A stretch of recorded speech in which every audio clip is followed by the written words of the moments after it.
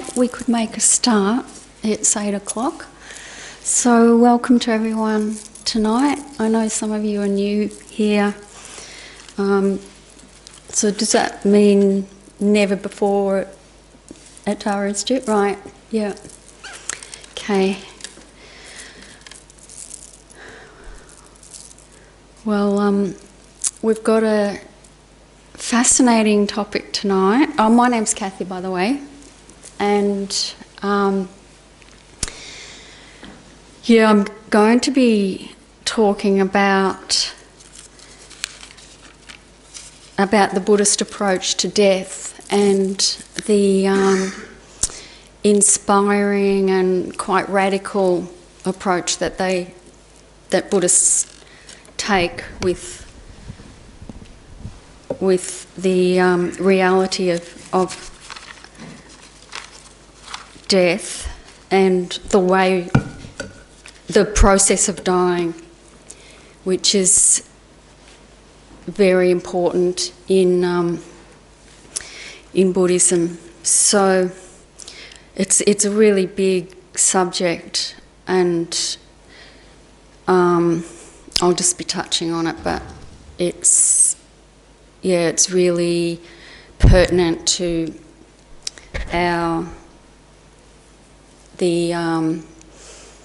what we get out of our life and the motivation that we live our life in, to get our head around the whole idea of the end of this life. So,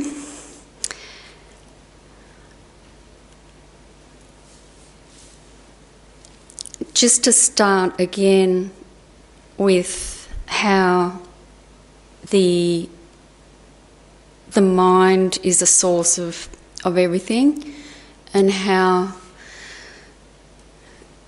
it's like whatever we experience is a reflection of our own mind. So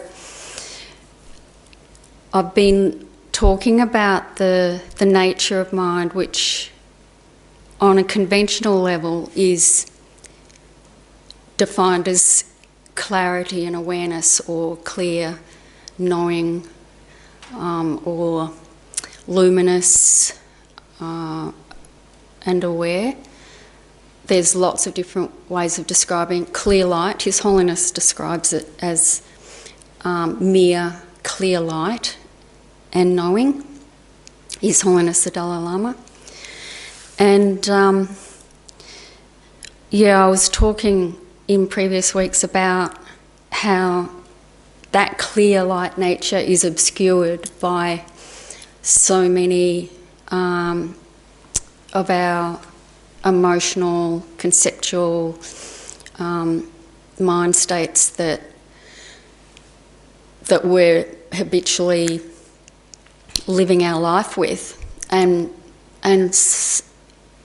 perhaps we're not at all in touch with that pure, innate nature of mind that is actually really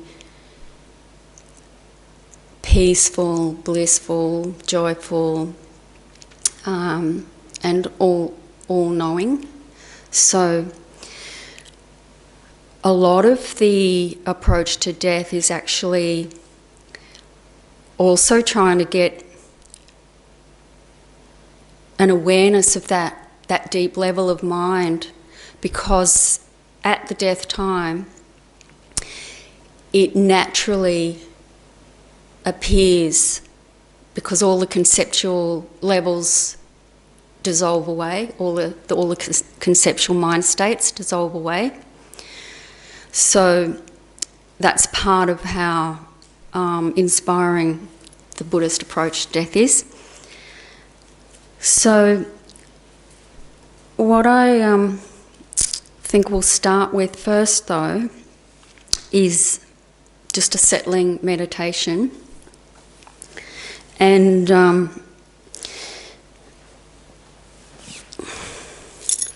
what I think's helpful with meditating is to just take focus with, to centre our focus with a few breaths, a few calming breaths to start with.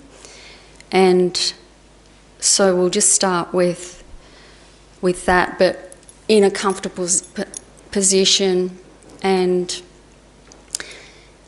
we can, there's no really fixed rule, but it's quite good to have your eyes slightly open. Relax your shoulders. Keep your back straight.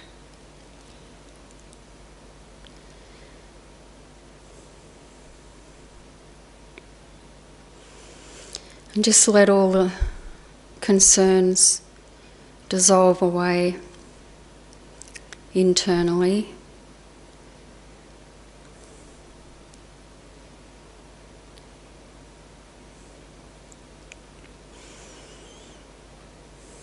So, a few breaths, focusing.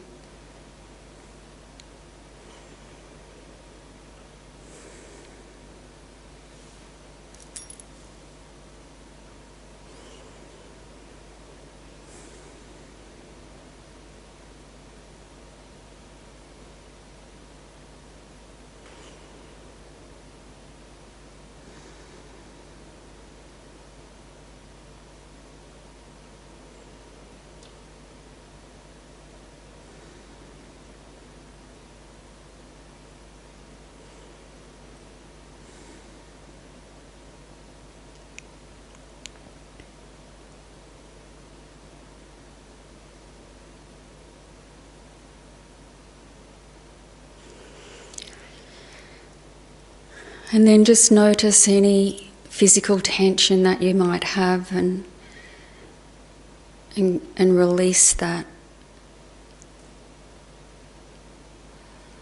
letting it drain away.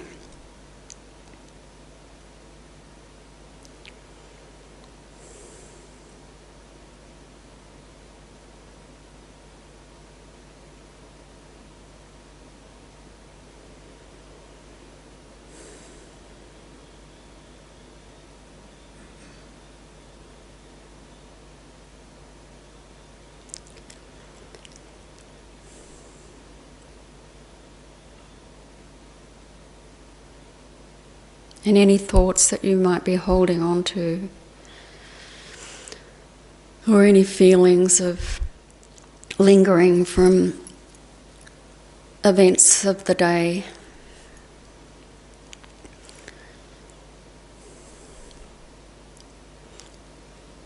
If you can just let them go, that's good.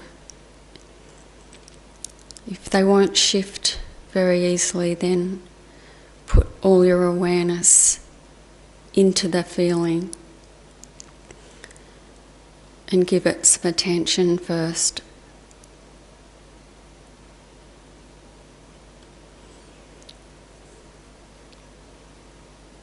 Try and fully acknowledge that feeling if it's still sitting there.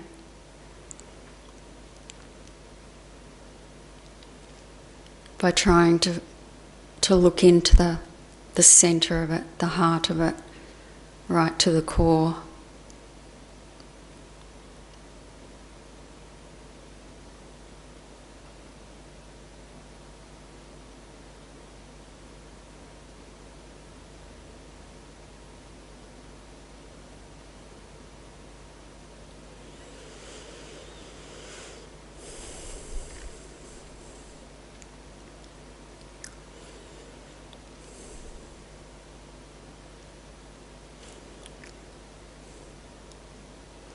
And then bring your attention to just being aware.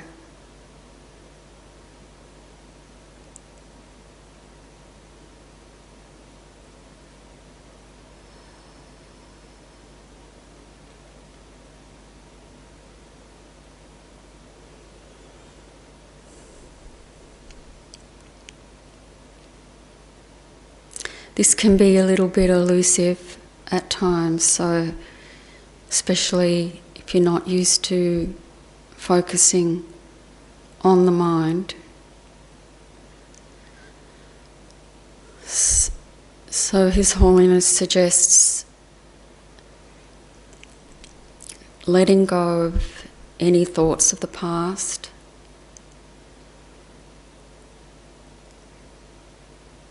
any concerns of the future, and finding that moment in between, right in the now.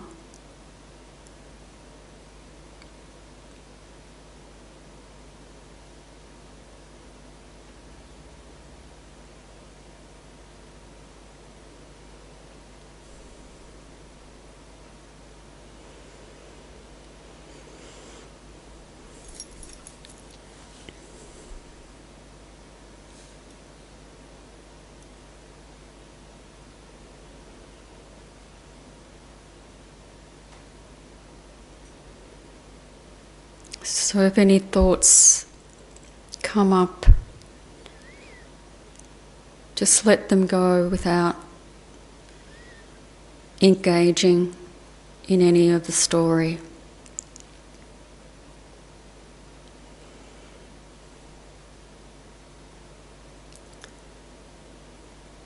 And find that space between thoughts, or where the thoughts come from.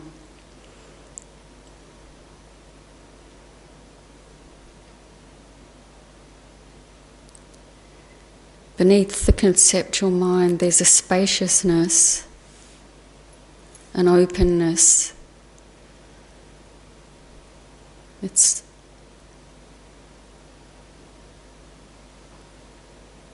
sometimes described as like clear water.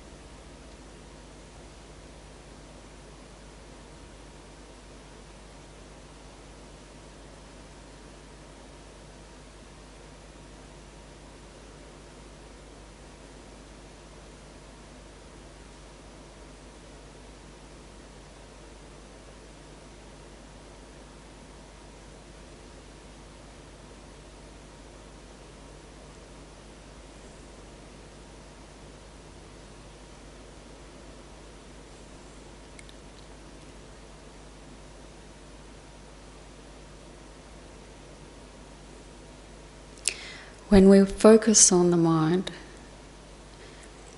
we don't expect it to be anything amazing. It's quite ordinary, clear, aware,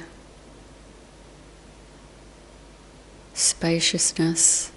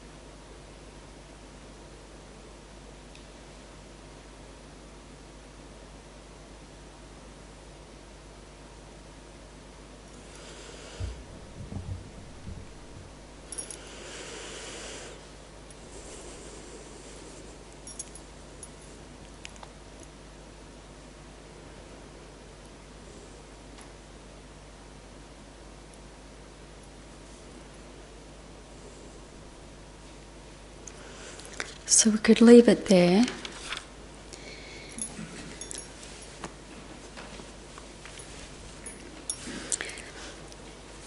Yeah, His Holiness talks a lot about the benefits of meditating on the mind, and also how it's quite difficult at first to get to feel like you're actually meditating on the mind, because it's so insubstantial, and yet he really promotes like a daily meditation to familiarise ourselves with the mind, because it's the mind is the source of so much of our deeper realisations. So to know the mind on a subtle level is significant, and it's our most intimate companion. It's on many levels, like even in the sense that it's what goes from life to life with us from beginningless time. So this subtle, pure level of mind, this clear light, innate, primordial mind, and it never changes. So it's a constant that is our only constant. Like everything else is changing all the time. Our physical and mental aggregates are all constantly changing, and yet we've always got this inner source of constancy. So it's quite emphasised in Buddhism to familiarise ourselves with that more and more, and the more we penetrate through the conceptual levels of mind, the more apparently it opens up to be an amazing experience.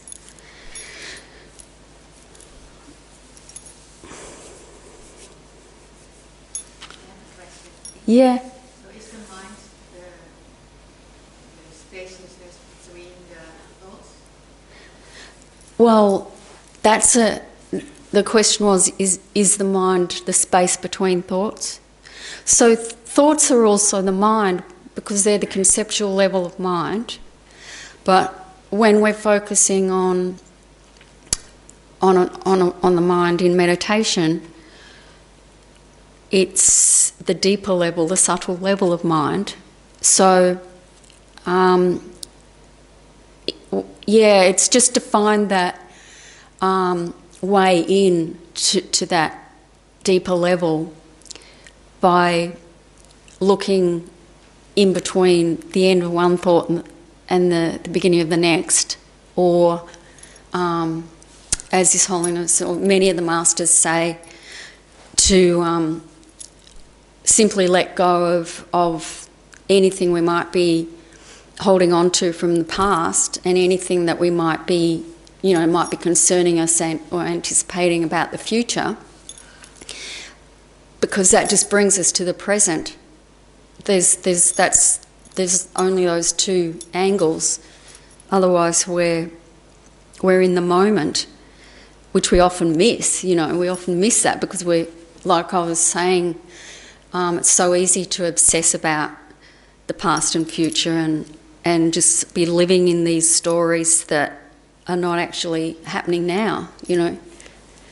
They're gone, or else haven't happened yet. So that's how we can miss the piece of the moment on a fairly superficial level, but also allow ourselves to go deeper into that inner space which opens up. And when we do that in meditation, through familiarity with that, it then permeates our life a lot more too. We that's the objective. So we become more centred and less neurotic, I suppose, less more fluid, less fixed. So there's a lot of benefits we can get out of meditating, and that doesn't have to be on the mind, but it can be on any object. Developing concentration, you can use any object, and we'll be looking into that more next week. But it's the mind is often promoted as something that's particularly worthwhile. So going on to more about the approach to death, Buddhism is really very pragmatic about the whole thing with dying.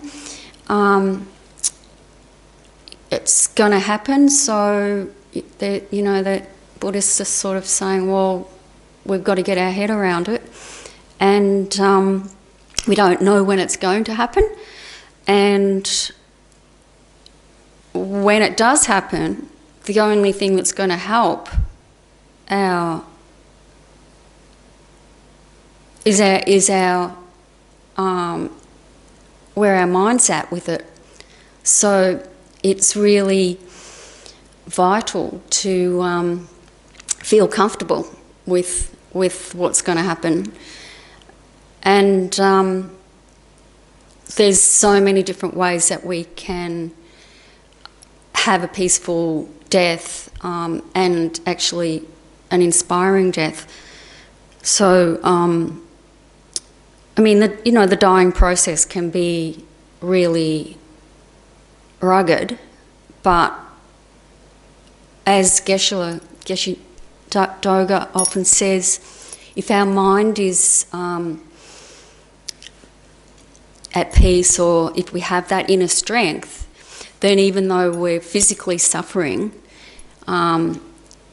we can find a kind of level above that where we're not touched by the physical suffering so much, depending how strong our mind is, and so that's infinitely helpful as well through the dying process, and we'll do a meditation on that too.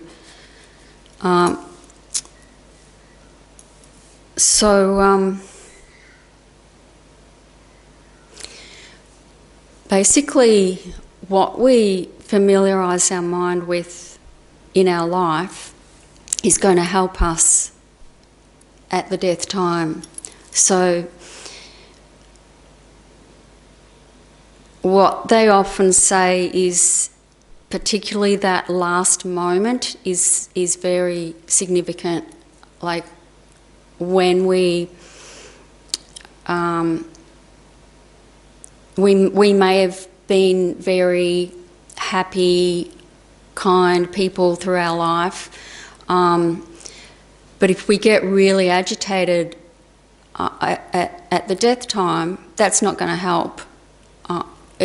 And also the other way around, if we're a very agitated type of person in our lifetime, that's not going to help. But if whatever measures we can have to face that time with no regrets, then that's going to make all the difference. So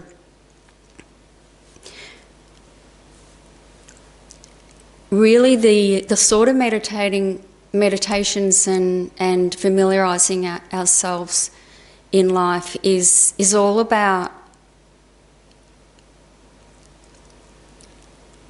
not buying into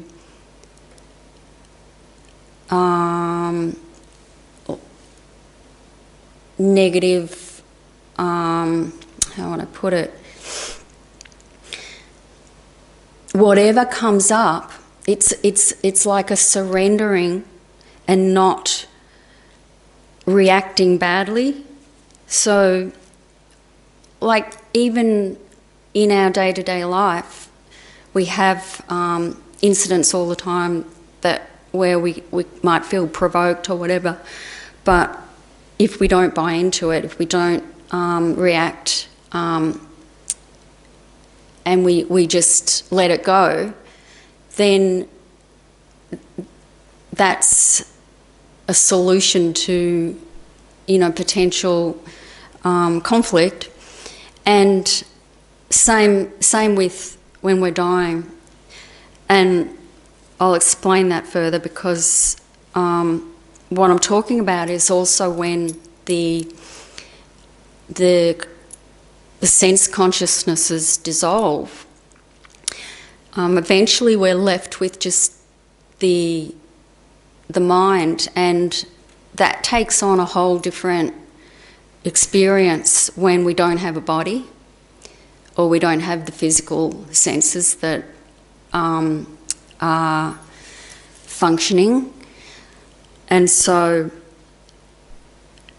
appearances that come up are often our own fears, and they will appear perhaps as like hallucinations. And so that's another reason why in life, if we familiarise ourselves with letting go of anything, just not really making a big deal out of things, then we're accustomed to that at that time as well. So it'll be more apparent when we go through the meditation. But first of all, I just wanted to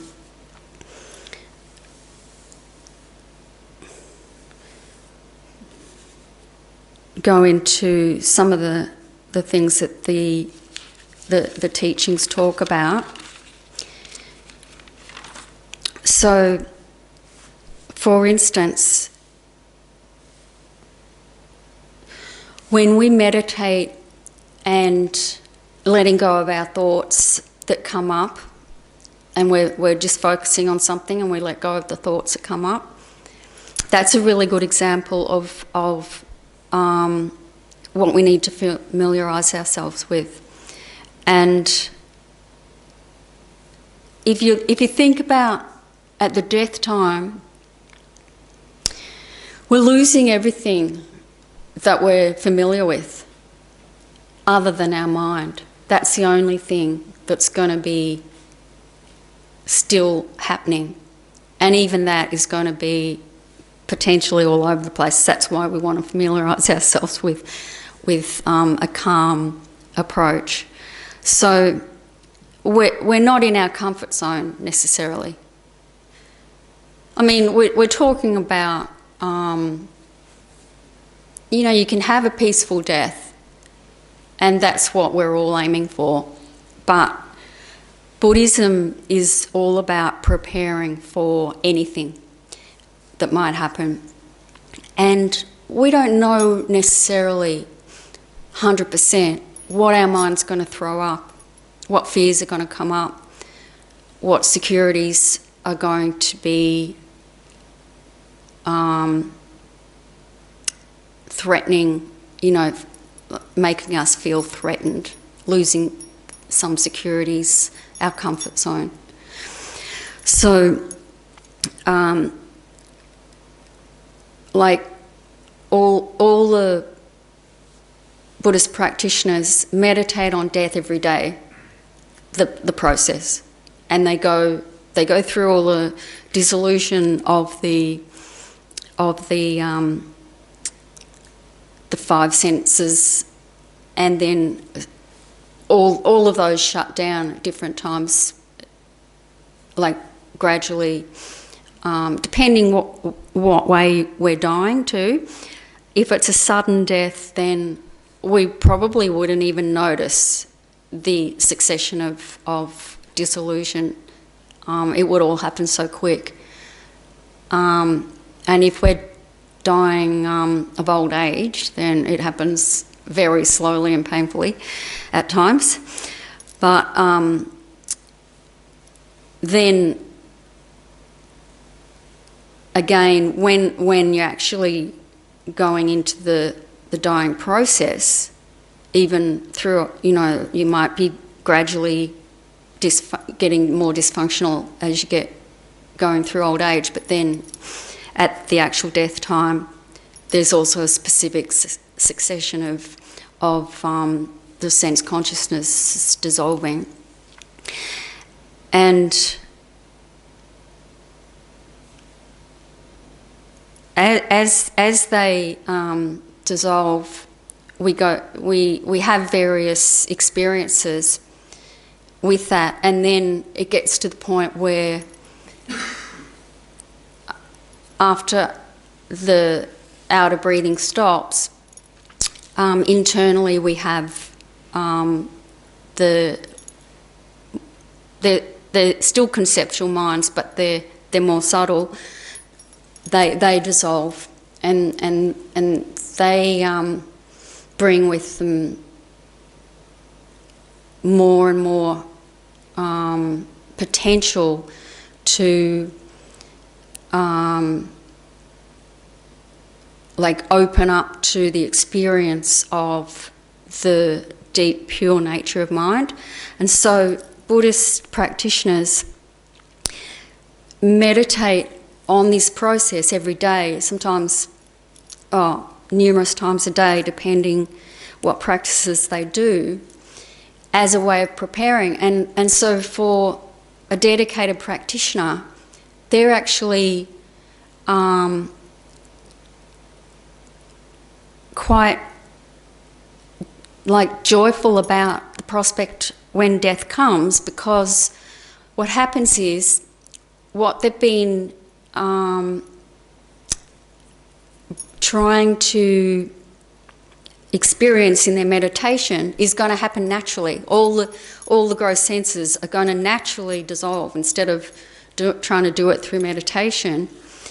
And they're going to have this opportunity to meditate in the clear light, that deep, pure nature of the mind. And so it's actually considered the greatest opportunity of our life. Even though, for most of us, it's probably generally considered the scariest moment of life, and a lot of people would tend not to think about it that much, But on the other hand, the Buddhist approach is so different.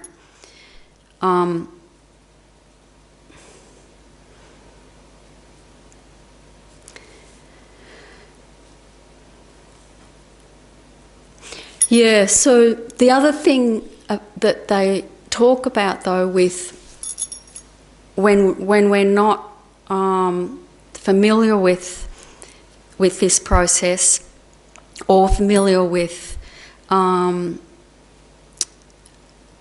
nature of reality and the nature of our mind, is that it's going to get to a point in the death process where there's no crutches left. It's like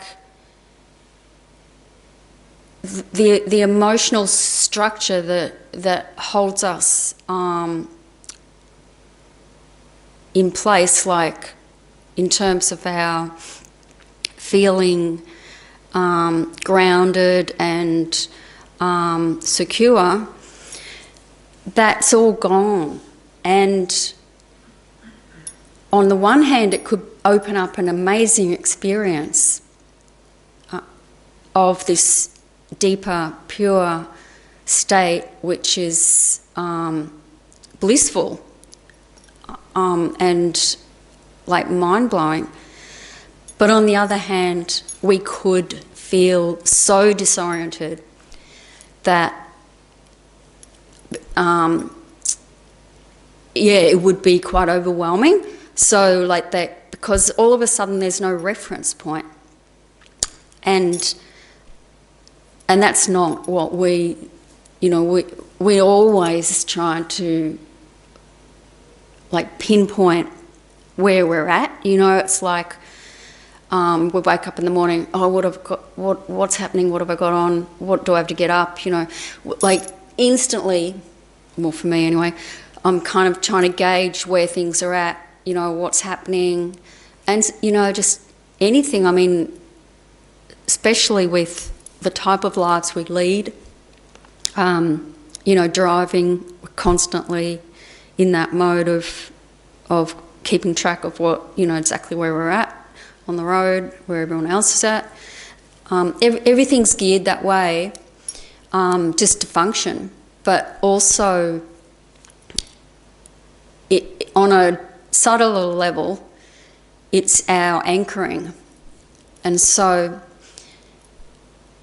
that's another reason why there's a huge emphasis in Buddhism on understanding and deeply realising the nature of reality, which goes beyond needing that reference. And so that's really important.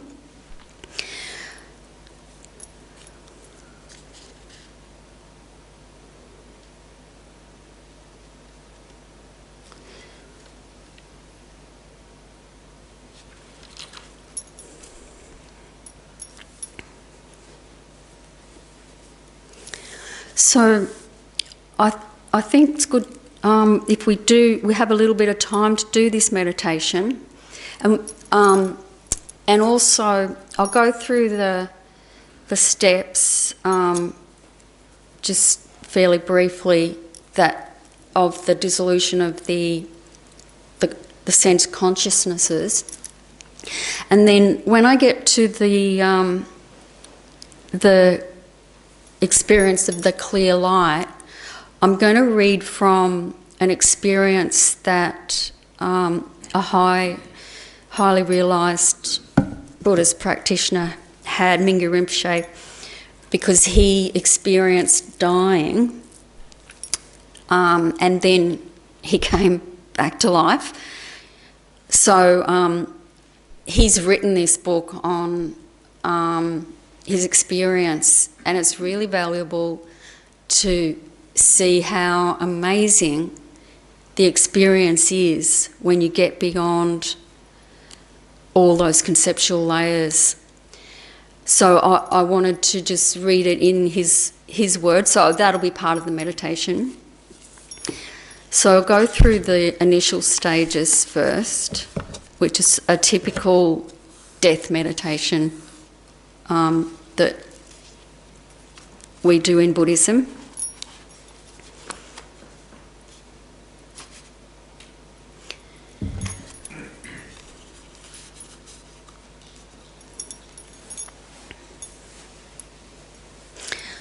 So we'll just take a few breaths to centre.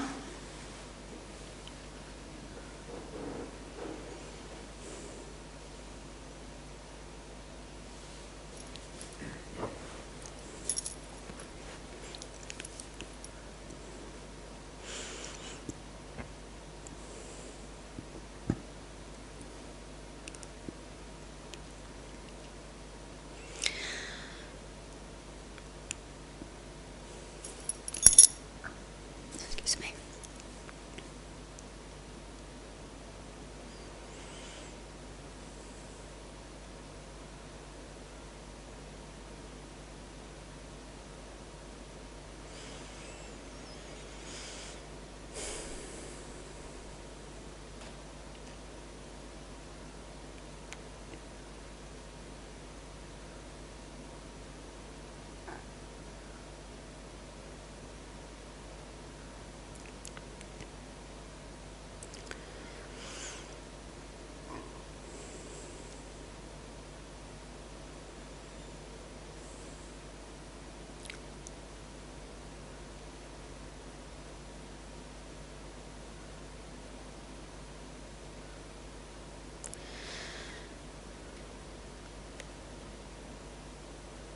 So you can imagine that your body is giving up. Set the stage for the dying process.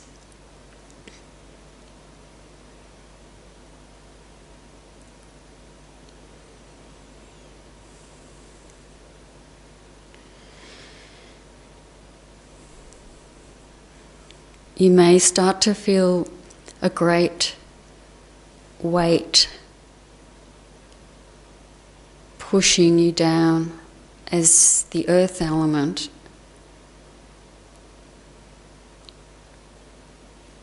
dissolves.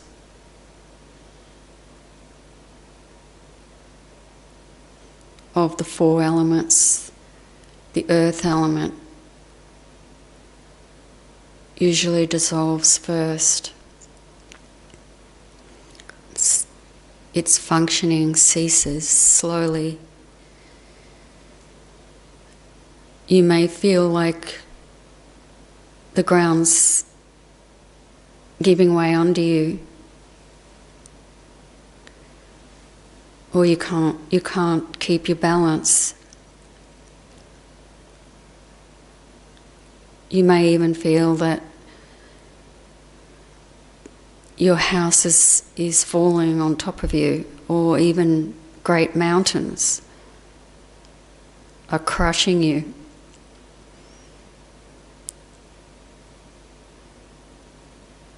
It's all individual experience. But you can't lift anything, hand or your head, of this great weight holding you down.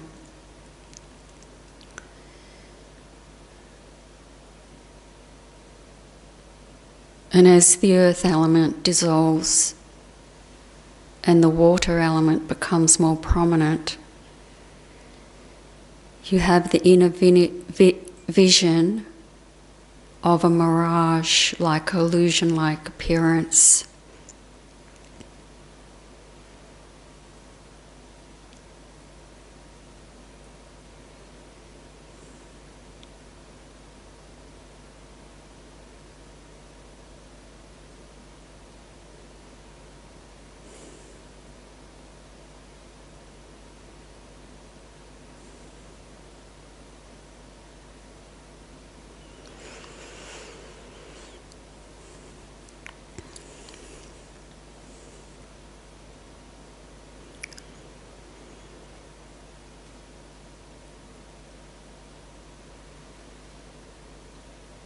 And then you may feel like you're being swept away by a huge torrent of water, like a river.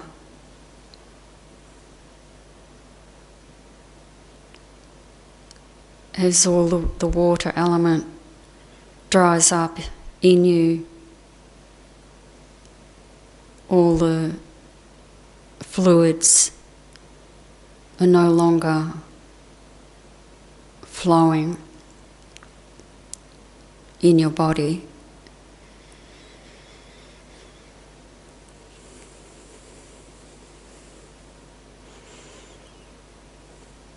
You may feel thirsty, dry.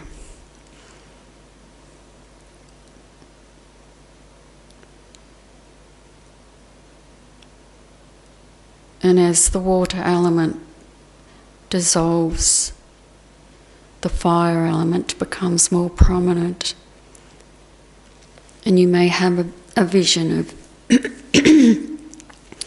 of a smoky appearance.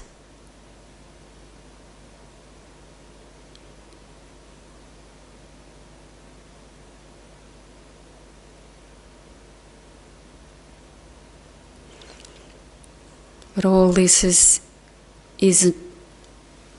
just a hallucination. It's a projection of the mind.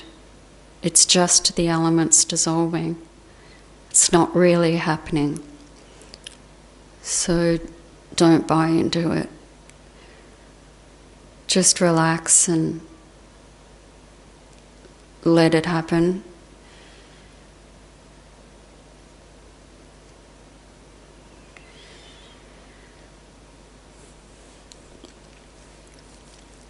And then the fire element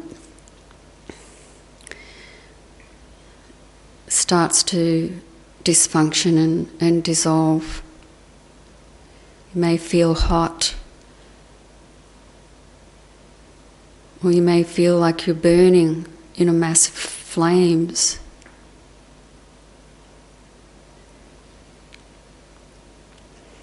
But this is an illusion.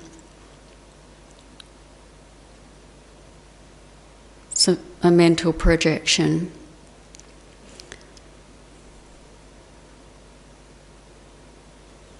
You may feel like each one of these disillusions is lasting for hundreds or even 1,000 years. Or they may flash by and you won't even notice.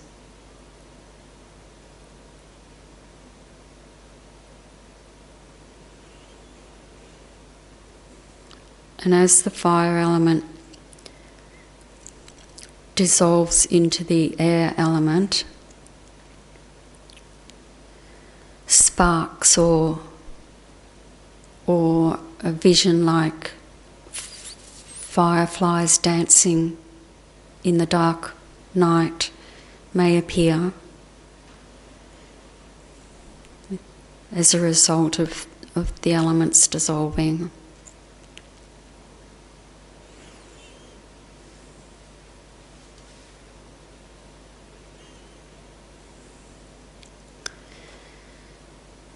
Just relax and feel that this is the natural evolution of the dying process.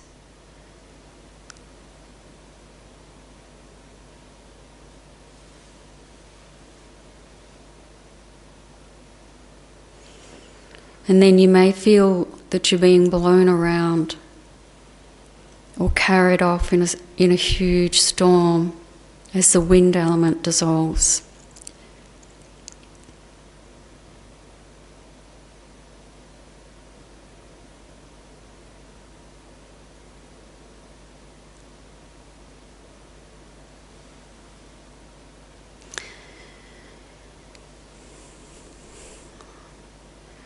The wind element dissolves into consciousness or space, and a dull candle flame vision may appear. A dull light, a bit like a candle flame, may be the only thing that appears, or a dull glow in a dark night.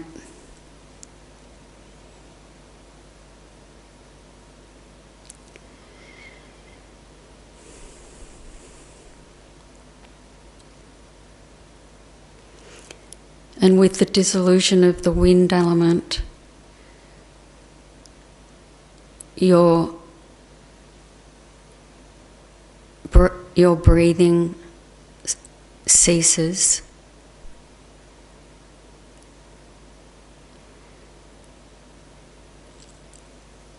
And now there's only the conceptual minds left, and they dissolve in 3 stages, becoming increasingly more subtle. And this is your whole universe. Whatever's experienced here is like your world.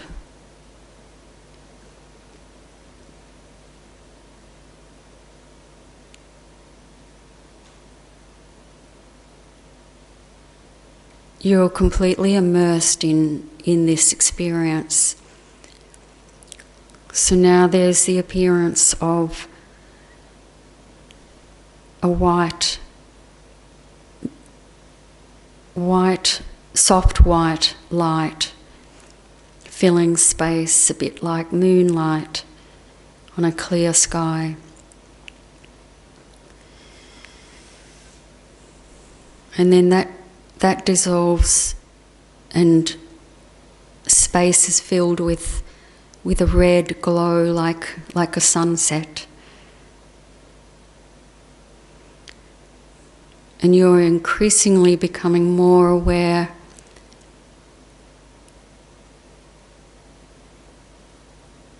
of a more subtle state.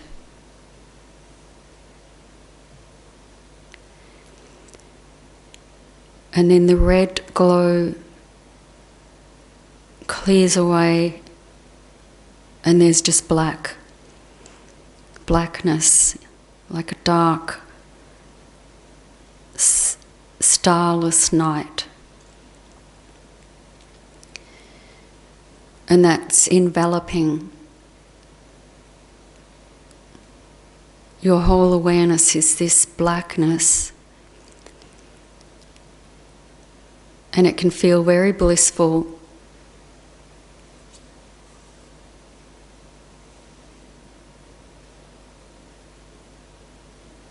And very subtle.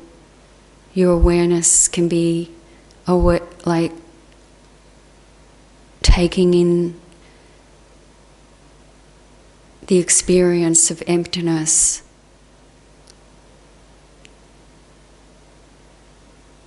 Where there's no self-grasping, there's no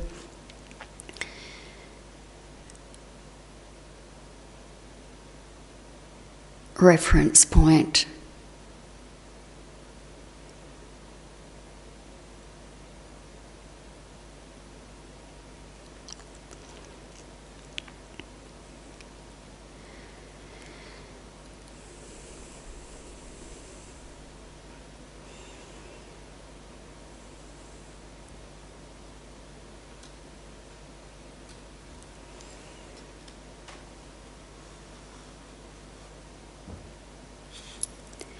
And then there's no conceptual mind left.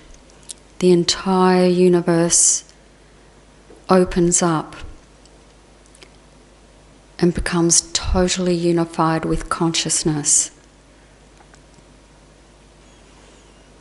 No conceptual mind.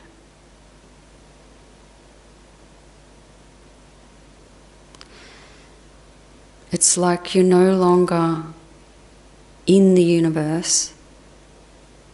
The whole universe is in you. There's no separate you from the universe.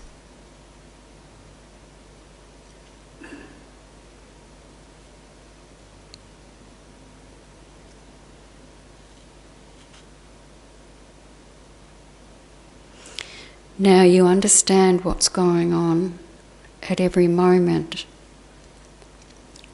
but not through commentary or voice or image, no conception.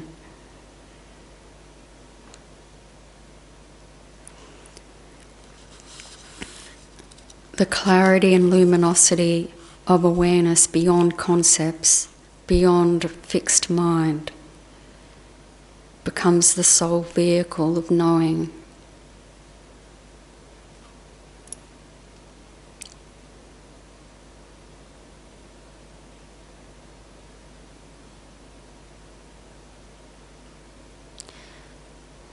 There's no separation between you, your mind, and the whole entire rest of the world. There's no phenomena separate from you.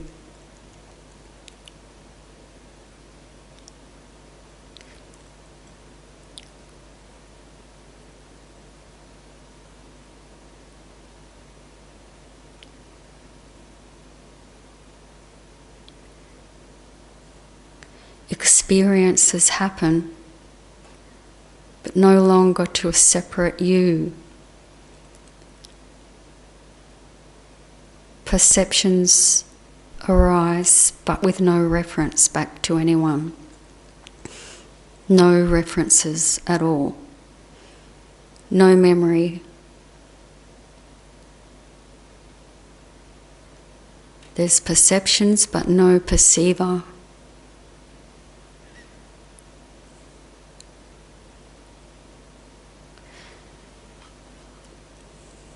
As a drop of water placed in the ocean becomes indistinct, boundless, unrecognisable, and yet still exists, so your mind merges with space.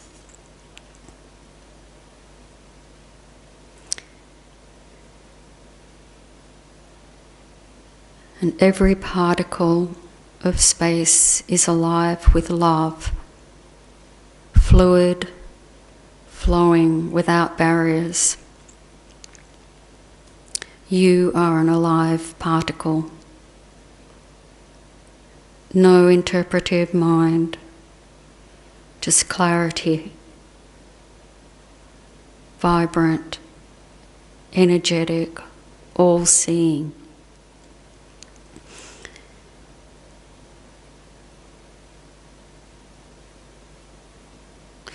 Your awareness does not go toward anything, yet everything appears to awareness.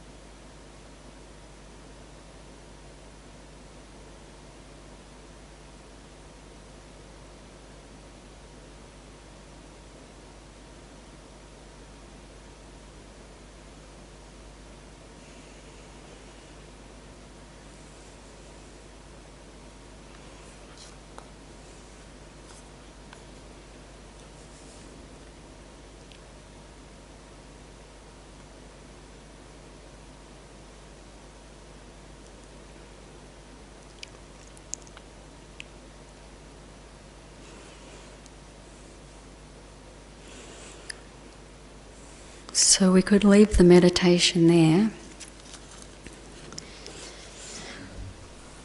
What is often advised is to get to that point and then do the reverse and go back through all the whole process again, and that's like a complete meditation.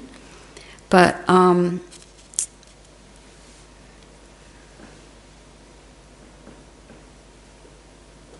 if we can recognise the clear light, like Mingyur Rinpoche does, if we can recognise it and stabilise our recognition of it. So apparently when the dissolution of the gross senses happen and we go past the three levels of conceptual mind, the white, red and black visions, then it opens up into this, it naturally opens up into this completely conceptionless state. And if we're familiar with the nature, the ultimate nature of mind being completely empty of, lacking inherent existence, and same with all phenomena, ourself and all phenomena. But if we are familiar with that, then we can bridge that referencelessness and embrace that that true nature. And if we can do that, then what a lot of meditators will do will be they'll stay in that state for as long as possible to become more and more familiar. That's like full awakening, if we can stay in that state. And so there's many examples of where practitioners who die will stay in the clear light of death for even like days or even weeks to stabilise that experience. And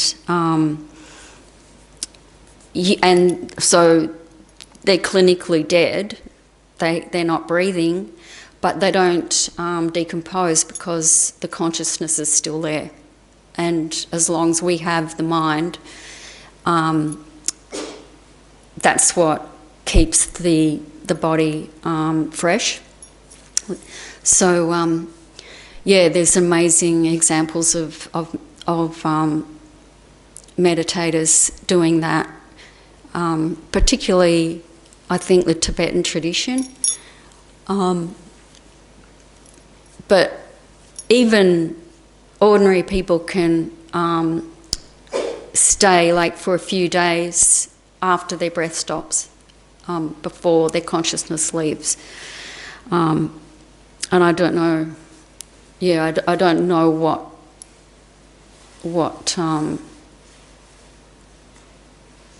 I don't know exactly at what part of the process they're going through, because it's explained that after this clear light experience, you then experience an intermediate before taking rebirth. There's a period of time where they talk about it in terms of perhaps being at the most 7 weeks in terms of human time. But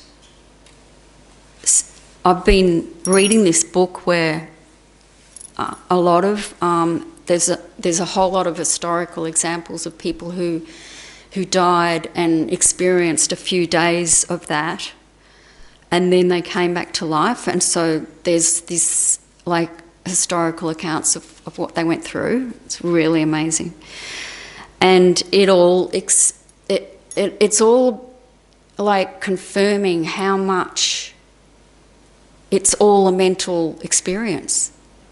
It's all at that point, it's only the mind that's experiencing it, and so what that means is that our mind might appear like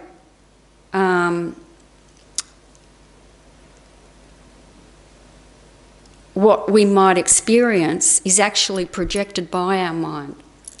And as soon as we realise that, like they often talk about remembering that when you're experiencing that intermediate state, which is in Tibetan it's called the bardo. There's lots of books written on it, and they talk about just being aware that it is a projection of our mind, and that will completely transform our experience of it. And so that's why in our life now, it's really helpful to see how we create our experience in that way too. And it's a bit like when we dream, we have night dreams. It's like in the dream, it feels like it's really happening, but as soon as we wake up, we think, oh, it was just a dream. But at the time, it was so real, generally, unless we're able to lucid dream. And that's what it could be like. So it could be really feeling like it was happening, but actually it's a mental projection, just like the dream. So that gives you an idea of what they're talking about when in terms of being like a mental projection. So just thinking, like, wondering what thoughts you have on all of that, because it's pretty kind of out there stuff, and I don't know if you've been in touch with any of that sort of approach. Is that all new, or? Yeah. In between the lives, is there something, according to the Buddhists, that's like a life review, where you review your life? In between lives, is there a life review? Where you look back at your life and, you Yeah. look at what your soul's mission was? Yeah, it doesn't specifically talk so much about that. I've heard of that kind of that angle. Yeah, it's more really about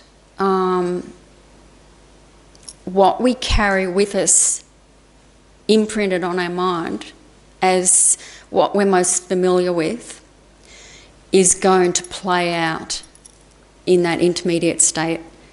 And because we don't have a body, we're not grounded. We don't have the same kind of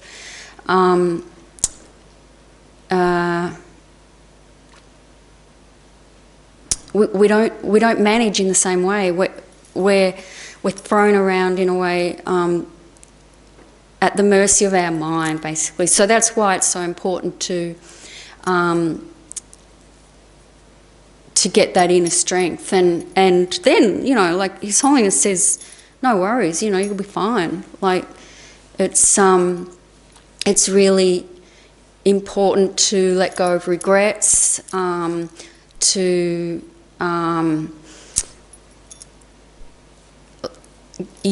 like sort all that out too, and have a clear mind.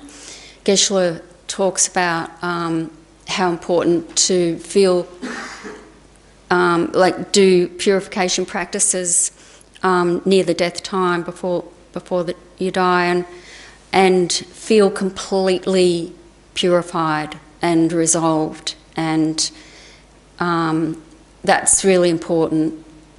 And not to carry on, you know, not to carry anything on when you go, and to sort out all your relationships, any issues, and just feel, you know, generate. I mean, love is the most powerful. So to generate that and have that in your heart at all times through our life, you know, is the most important thing. And then at the death time, no problems. But and you know, you can have really. They talk about amazing experiences, beautiful experiences for people that are nourishing a loving, caring mind state, you know. And it's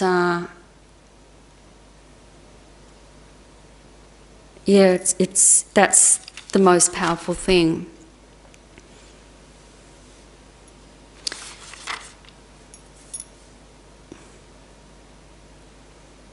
Yeah.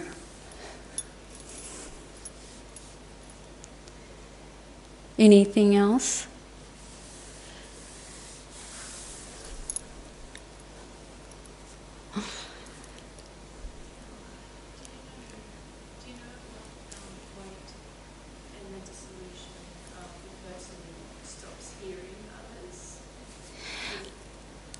In the process, at what point you stop hearing people talk? Would it be before they stop breathing, or after? Yeah. Because we see it as, if we're witnessing a death, they stop breathing.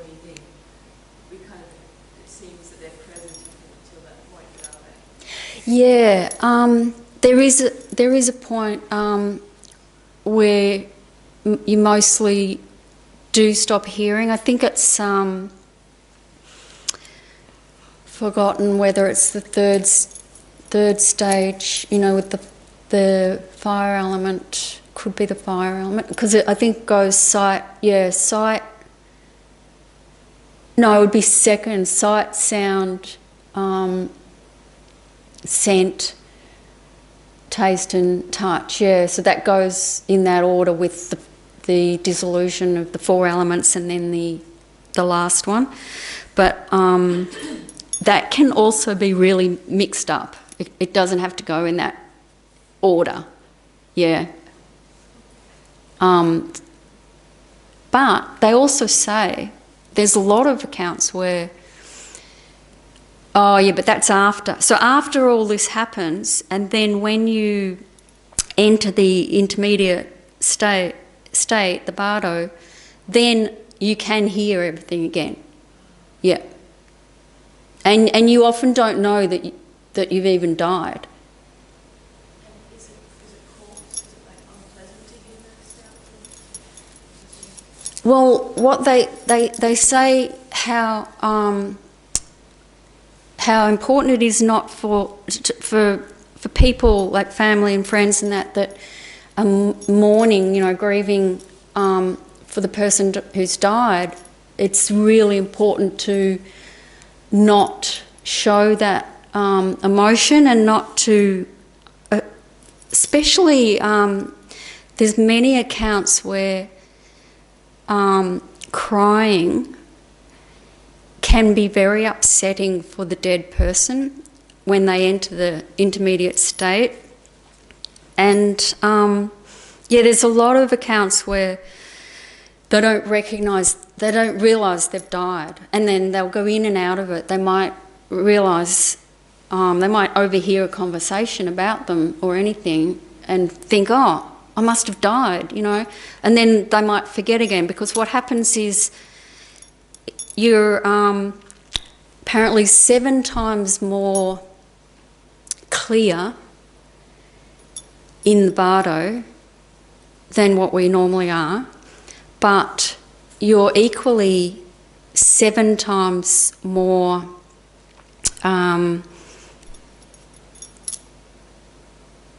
less stable, 7 times less stable.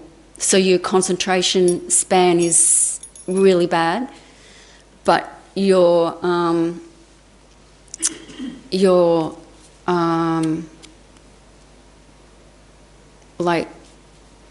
clarity is super strong.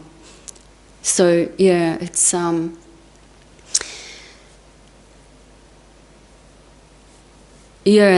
they say that you might kind of hang around, mostly I think people that die are there at their funeral, their service. And because they're naturally drawn to who they've got the connection with, karmic connections, they can go anywhere, so there's no physical boundaries. There's many stories on, and there's so many accounts of people who remember that experience too, as in when you've got a very pure mind, you can, like the masters and so on, but even ordinary people remember their past lives, so especially when they're little, they remember who they were in a previous life, and they say to their parents or whatever, oh, I used to live with them, or it might be just someone close. His Holiness has given examples like that. It's really fascinating. Yeah, anyway, better finish up. here tonight, and yeah, thanks everyone for coming. And next week I'm going to be looking at more about developing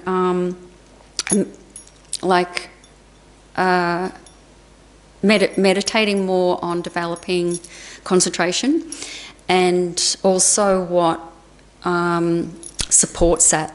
So the basis on which we develop concentration, we need to have a stable mind, which requires certain prerequisites. So we'll go into all that and other things that I might think of. Okay, thanks a lot. And if anyone would love to come and have a cup of tea with us, that'd be great. We've got in the dining room out there. Thanks.